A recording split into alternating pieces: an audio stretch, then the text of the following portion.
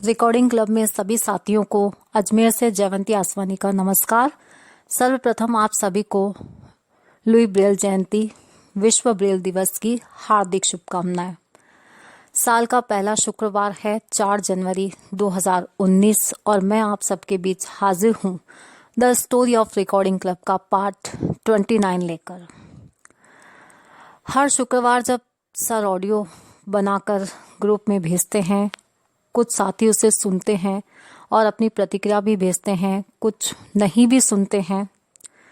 बहुत ही आसान लगता है ना कि ऑडियो बनाते हैं और भेजते हैं, लेकिन जब ये काम मुझे दिया गया है तो लगता है कि सरल नहीं है, बहुत ही कठिन काम है। सर ने मुझे इस लायक समझा, ये जिम्मेदारी मुझे सौंपी है, तो कोशिश करती हूँ बस कि जो बातें मुझे याद है वो सही सही आप सबको बता सकूं, अपनी बात सुना सकूं। बहुत मेहनत करनी पड़ती है इन ऑडियोज़ को बनाने में, बहुत सोचना पड़ता है, बहुत कुछ याद करना पड़ता है और काफ़ी बातें तो असमंजस की स्थिति में होती है कि क्या हुआ, कब हुआ, कुछ याद रहता है और कुछ नहीं भी। तो इसके लिए मुझे तो अपनी माता जी से सहायता लेनी पड़ती है, जैसा कि मैंने आज ली है साथियों। तो आइए अपनी बात को फिर आगे बढ़ाती हूँ मैं। जैसा कि पार्ट 28 में मैंने आपको बताया था कि हमने अपना किराए का घर खाली किया और एक ट्रक में सामान लेकर हम मदार आ चुके थे। मदार आने के बाद जो हमारे घर के सामने 5 दुकानें थी, उनमें से 2 दुकानों में हमने अपना सामान शिफ्ट किया। एक में तो अस्थायी तौर पर जो सामान काम नहीं आने वाला था फिलहाल उसे रखा गया और दूसरे में खाने पीने की व्यवस्था की गई थी। जहां से हम किराए का मकान खाली करके आए थे, वहां जो पड़ोसी थे वो बहुत ही अच्छे थे। उन्होंने हमारे रात की भोजन की व्यवस्था भी कर दी थी। तो उस दिन तो ये समस्या नहीं थी कि क्या बनाना है, रात का डिनर हमारा तैयार था। और शाम होते होते हम थक भी चुके थे, तो जल्दी ही खाना खाकर और हम सो गए। दूसरे दिन सुबह जब उठे तो असली संघर्ष शुरू हो चुका था। मेरे माता पिता तैयार थे उस समय, अपने हाथों में कुल्हाड़ियाँ लेकर उन झाड़ियों को काटने के लिए जो कि हमारे घर के आगे उगी हुई थी, बम्बूल की झाड़ियाँ। लगातार 2 दिनों तक साथियों उन्होंने ये काम किया जो कि शायद पहले जिंदगी में कभी उन्होंने ये काम नहीं किया था, कांटों भरी झाड़ियाँ काटने का। और उस समय मुझे काम दिया गया था पानी लाने का। कम से कम ये तो मैं कर ही सकती थी, हालांकि काफ़ी दूर था, लेकिन मुश्किल नहीं था, आसान उसे समझकर करना ही था मुझे। और 2 दिनों के बाद हालात ये हुए कि हम तीनों के हाथों में छाले पड़ चुके थे। मम्मी पापा ने लगातार कुल्हाड़ी चलाई थी तो उनके हाथों और पैरों में कांटों के बहुत निशान भी बन चुके थे। और मैंने क्योंकि कभी पहले हैंडपंप नहीं चलाया था तो लगातार उसे चलाने के कारण मेरे भी हथेलियों में छाले पड़ गए थे। लेकिन फिर भी खुशी थी कि चलो शुरुआत तो हुई, कुछ तो काम हुआ। और वो झाड़ियाँ कटने के बाद जब हम अपने कमरे का दरवाज़ा खोलकर अंदर गए और कमरे की हालत जब देखी तो मुझे फिर वही लगा कि क्यों ऐसी जगह पर मकान लिया। ना मकान अच्छा है और ना ही यहाँ का माहौल, सुनसान जगह। और अंदर कमरे की कंडीशन ऐसी थी कि पूरा चूना झड़ रहा था। आधी आधी दीवारें जो थी उन पर कहीं कोई सीमेंट का नामो निशान नहीं था।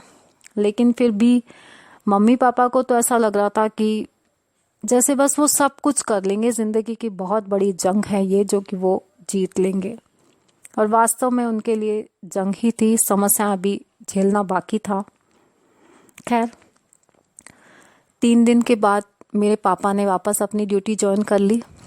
सुबह 9 बजे वो घर से निकलते थे और रात को 12:30-1 बजे वापस वो घर आते थे। और उस समय में जहाँ मेरे पिताजी काम करते थे, उन लोगों ने हमारी हेल्प की। मेरे पापा को एक साइकिल उन्होंने दिलाई जिससे कि वो आ सके जा सके, क्योंकि ट्रेन चलती थी उस समय। मैंने बताया कोई साधन नहीं था, तो ट्रेन के समय से तो आना जाना मुमकिन नहीं था। सुबह 10 बजे से लेकर रात को 11:30 और कई बार 12 बजे तक मेरे पिताजी की ड्यूटी उनकी शॉप पर रहती थी, तो साइकिल से वो अपना आना जाना करते थे। लेकिन मेरी माताजी का संघर्ष खत्म नहीं हुआ था। कच्ची मिट्टी से उस मकान को घर बनाने का जो प्रण उन्होंने ले लिया था, बस उस पर वो लगातार काम करे जा रही थी। इस बीच मैं अगर उनको कुछ दे सकती थी मदद के रूप में, तो वो 3 चीज़ें थी: मिट्टी, पानी और पत्थर। इसके अलावा मैं उनकी और कोई हेल्प नहीं कर सकती थी। वो काम जो मेरी माताजी ने जीवन में कभी नहीं किए थे, उनको भी वो बड़े उत्साह और लगन के साथ, मेहनत के साथ करती रहीं। लगभग 4-5 महीने का समय हमें लगा और आखिर वो मकान जो था वो घर कहलाने लायक हो गया। कच्ची मिट्टी से आंगन लीपा गया, कच्ची मिट्टी से ही कमरे की दीवारें सही की गई और बाहर आंगन में दीवारें बनाई भी गई। दुकानों से सामान घर में शिफ्ट किया गया और हम उस घर में रहने लगे। अप्रैल 1986 में ही हम मदार आए थे और उसी साल अगस्त माह में मेरी माताजी ने कोशिश की मेरी पढ़ाई वापस शुरू करवाने की, क्योंकि हम बीच में ही मदार आ गए थे। तो वार्षिक परीक्षा जो थी कक्षा 4 की, उस समय मैं दे नहीं पाई थी, तो मेरा साल वो बेकार हो गया था। मदार से ही थोड़ी दूर एक गांव था मदारपुरा, जहाँ पर कि एक सरकारी स्कूल उस समय चलता था। तो वहाँ मेरे एडमिशन के लिए जब मेरी माताजी गई तो एक समस्या और आई। वो समस्या ये थी कि मुझे हिंदी बिल्कुल नहीं आती थी उस समय तक, क्योंकि मैंने बताया था आपको पहले भी कि सिंधी भाषा में ही मेरी पढ़ाई हुई थी। तो वहाँ के जो प्रधानाध्यापक थे उन्होंने कहा कि एडमिशन तो हम कर देंगे, लेकिन कक्षा 1 से ही वापस एडमिशन इन्हें दिया जाएगा। और मेरी माताजी नहीं चाहती थी कि 1 साल मेरा पहले ही ख़राब हो चुका है और अब वापस से पढ़ाई स्टार्ट होगी तो बहुत समय ख़राब हो जाएगा। तो ऐसे में मेरे मम्मी पापा दोनों ने मिलकर निर्णय लिया कि वापस इन्हें सिंधी स्कूल में ही मुझे भेजा जाएगा पढ़ने के लिए, और जाने का साधन होगा रेलगाड़ी। सुबह 7 बजे प्लेटफॉर्म पर रेल आती थी और 5 या 7 मिनट वो रुकती थी और 15-20 मिनट में ही वो अजमेर पहुंचा देती थी। और वापस जाने का समय होता था 3 बजे जो ट्रेन आती थी, उसमें मैं वापस आती थी अजमेर से मदार। बहुत बड़ी समस्या थी ये मेरे लिए। एक तो सुबह जल्दी उठना, और उससे भी ज़्यादा बड़ी समस्या थी वो जंगल पार करके स्टेशन तक पहुंचना। मुझे बहुत डर लगता था, सच पूछिए। इससे तो अच्छा मैं नहीं पढ़ूं, वो ही मुझे ठीक लगता था। लेकिन पढ़ाई तो आगे करनी ही थी, छोड़ भी नहीं सकते थे। और सेंटोरियम स्कूल जो था प्राइवेट, वहाँ पर भी मेरे माता पिता मेरा एडमिशन नहीं करवा सकते थे। तो उनके लिए गए निर्णय के अनुसार मैंने अपना आगे का शिक्षा का सफ़र तय किया और रोज़ाना सुबह 7 बजे मैं ट्रेन से जाने लगी स्कूल पढ़ने के लिए, और 3 बजे की ट्रेन से वापस आ जाती थी। घर आते आते 3:30 पौने 4 मुझे बज जाती थी। दिसंबर माह तक तो ये सब सामान्य रूप से चलता रहा, और दिसंबर माह में हमारी स्कूल में एक फंक्शन था।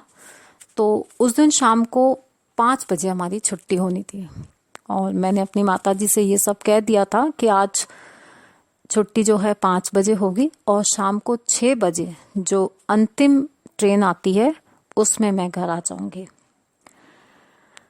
शाम को 5 बजे स्कूल से छुट्टी हुई मैं रेलवे स्टेशन पहुंची और ट्रेन में भी बैठ गई, लेकिन 15 मिनट का सफ़र करने के बाद भी मैं घर नहीं पहुंची।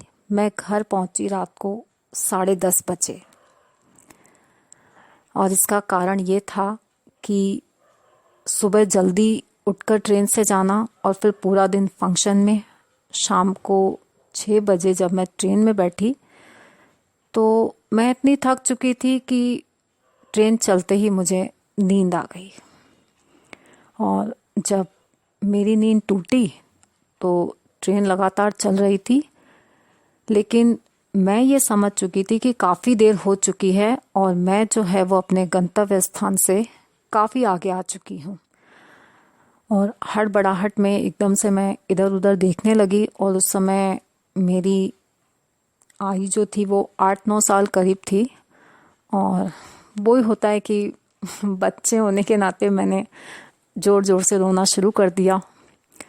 तो उस कोच में जो और लोग बैठे थे वो मेरी समस्या को शायद समझ चुके थे, और उन्होंने मुझसे पूछा कि क्या बात है, तुम क्यों रो रही हो, क्या हुआ।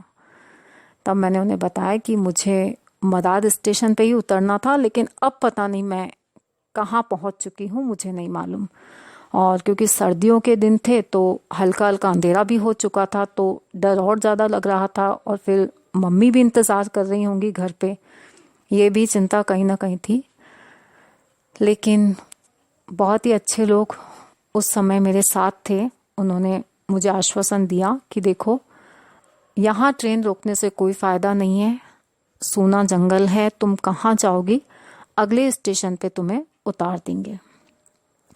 और मेरी किस्मत ही यूँ कहिए कि अच्छी थी कि उसी कोच में एक भैया बैठे थे। उन्होंने मुझे कहा कि अगले स्टेशन पर ही मेरा घर है, वहाँ अपन उतर जाएंगे और फिर रेलवे स्टेशन पर ही किसी न किसी से बात करेंगे ताकि तुम वापस मदार पहुँच सको। लेकिन मैं बड़ी घबराई हुई, बहुत डर लग रहा था, न जाने क्या होगा, और अंधेरा भी जो था वो गहराता जा रहा था। अगला स्टेशन जब आया, हम वहाँ उतरे। उस स्टेशन का नाम था फुलेरा। वहाँ उतरने के बाद उन भैया ने, वहाँ के जो रेलवे स्टेशन के मास्टर थे या जो भी थे, उस समय मैं नहीं जानती, उनसे बात की। तो उन्होंने कहा कि रात को 10 बजे यहाँ से एक मालगाड़ी जाएगी, आप उसमें इनके साथ जाइए, क्योंकि जिम्मेदारी हम नहीं लेंगे, आप इन्हें इनके घर पहुँचाइए सुरक्षित। अब वो भैया भी शायद परेशान हो गए कि ये तो उनके लिए भी एक तरह से एक समस्या हो गई कि इतनी रात को जाना, सर्दियों के दिन, और मुझे अपने घर पहुंचाना उनके लिए एक समस्या ही था। लेकिन स्टेशन से 5-10 मिनट की दूरी पर ही उन भैया का घर था। वो मुझे अपने घर ले गए और उन्होंने अपने घर वालों को सारी बात बताई, और उनके घर वालों ने भी उन्हें यही कहा कि तुम इस बच्ची को वापस सुरक्षित इसके घर पहुंचा के आओ। उन दिनों साथियों फ़ोन भी नहीं हुआ करते थे कि हम अपने परिवार को इन्फॉर्म कर सकें कि हमारे साथ क्या हुआ है, हम कहाँ हैं और कैसे घर पहुंचेंगे, कब पहुंचेंगे, कुछ नहीं बता सकते थे। उस परिवार के सभी सदस्य भी बहुत अच्छे थे। उन्होंने बहुत कोशिश भी की कि मैं कुछ खाऊं, कुछ पीऊं और अपना रोना बंद करूं, लेकिन उन 2-2.5 घंटों में एक भी क्षण ऐसा नहीं था जिस क्षण में मैं चुप हुई हूँ। नहीं, मैं लगातार रोती ही जा रही थी, और बस मुझे एक ही बात थी कि मुझे घर पहुँचना है, क्योंकि मेरी मम्मी भी परेशान हो रही होंगी और वो कहाँ मुझे ढूंढेंगी। कोई साधन नहीं था जाने का, कोई फ़ोन नहीं, कुछ नहीं, तो मुझे तो किससे भी करके घर जाना है बस। मैंने ये एक तरह से रट लगा रखी थी कि मुझे घर जाना है। तो साथियों, वापस 10 बजे जो रेलगाड़ी स्टेशन से मदार के लिए आती है, फुलेरा स्टेशन से, उस समय आती थी, अब तो पता नहीं। उस मालगाड़ी में हम लोग मदार स्टेशन आए। उसके बाद कितनी देर में हम घर पहुँचे, क्या हम घर पहुँचे या नहीं पहुँचे क्योंकि रास्ता बहुत सुनसान था? क्या समस्या आई हमें अपने घर तक पहुँचने में? ये सभी बातें करेंगे हम the story of recording club के पार्ट 30 में। तब तक के लिए अलविदा, नमस्कार।